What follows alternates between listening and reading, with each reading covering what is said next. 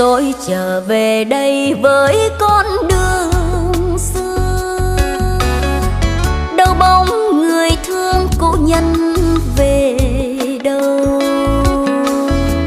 Tiếng buồn chợt đâu đây vòng đưa, công viên lạnh lùng hoang vắng, ngọn đèn đêm đứng im cuối đầu. Thu đến thu đi, cho lá vàng lại bay, em theo bước về nhà.